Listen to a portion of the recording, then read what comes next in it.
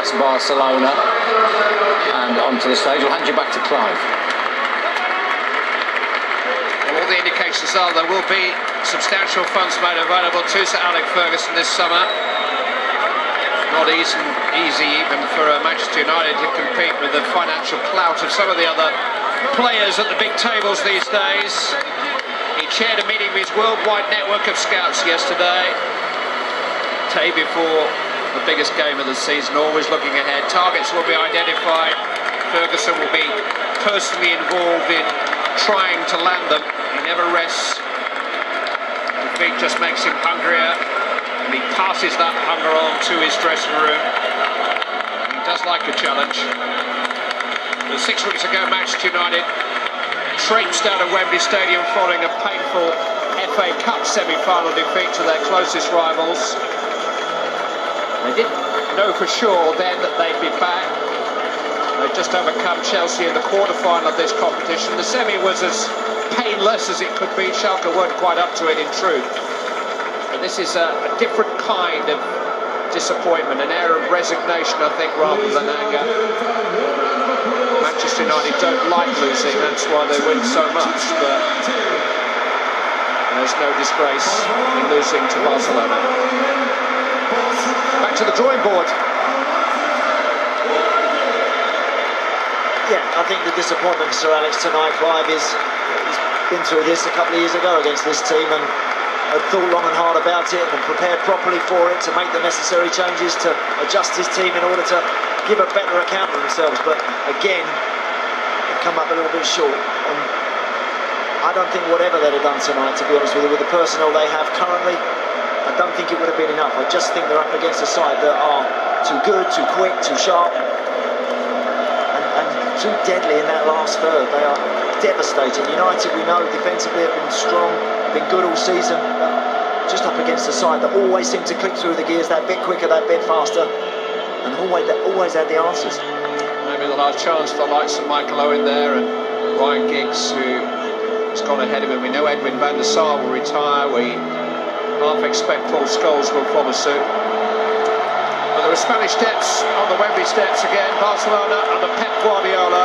3 years, 3 Spanish titles, 1 Spanish Cup, 2 Spanish Super Cups, 1 World Club Cup, 1 UEFA Super Cup, and now 2 European Champions Leagues. All done with style and panache. More than a club is the motto. Proud representatives not just of their country, but more particularly their region. What I love about Guardiola, Clive, as well, is looking at his quotes in the programme here this evening, that this team will always play to win. They must never abandon our concept of how to play. And they don't. Every time they just go the same way about it. They get the ball down, they knock it about quick, and they move and they change, and they make life so difficult for the opposition. But they certainly don't abandon their principles.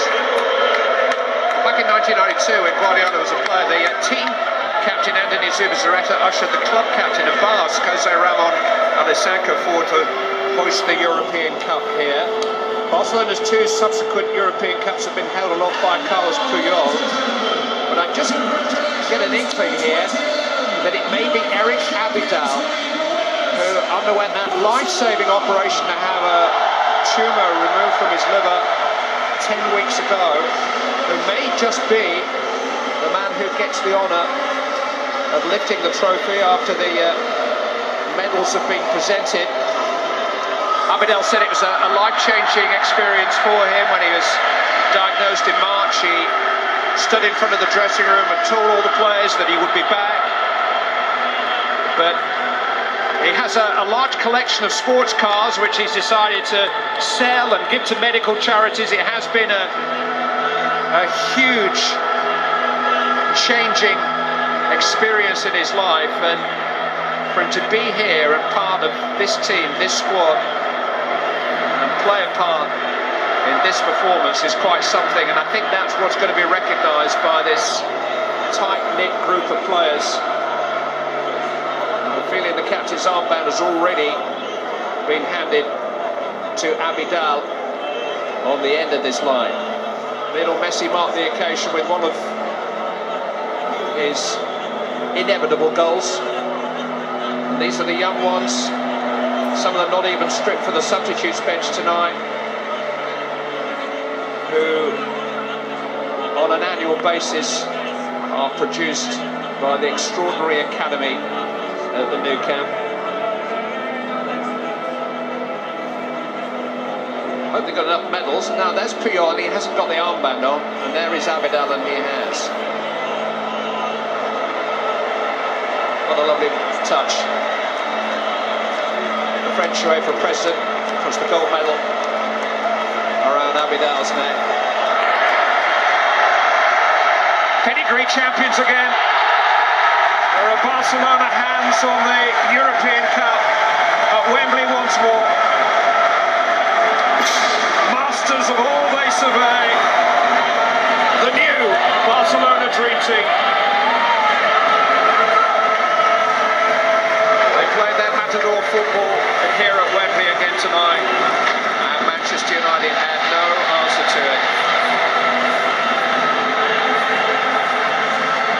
Barcelona are the true European superpower. Jose Mourinho denied them in the semi-final last year, just as he did in the Spanish Cup final this year, but Mourinho and Real Madrid were swept aside en route to this ultimate triumph.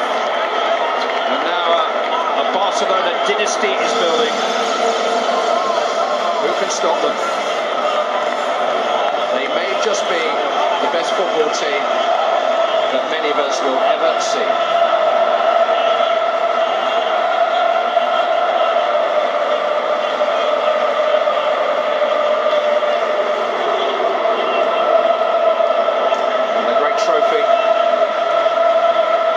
Crowns the champions of Europe, being passed along a line of multi-talented players. Villa there, who had it on his head, a good example of a great individual, a star of the World Cup, who has come to the club and in his first season has learned to be a Barcelona player. He applauded them in his own home. He revealed when they beat Real Madrid 5-0 in El Clasico at the start of the season. Khalid came in and couldn't understand what he was doing. Well, now you might understand a bit better. They earn the praise, the lavish praise, which comes their way. And Andy, the bad news is they'll buy in the summer. I was just thinking when I saw those young lads there walking along and celebrating, imagine trying to be a young lad at Barcelona, forcing your way to that side. Goodness, mind boggles, but wonderful. What they will do is they'll learn and they'll watch and they'll just understand of what it's all about to be a Barcelona player, what's expected of them. I love that, the way that the manager, as I said earlier, is adamant that it's the only way to play when you pull that shirt on. Is to get the ball down, is to play, is to entertain, is to attack, is to score goals. Nothing else in their mind. They won the European Cup on English soil again, and Barcelona remain the team to beat in club football.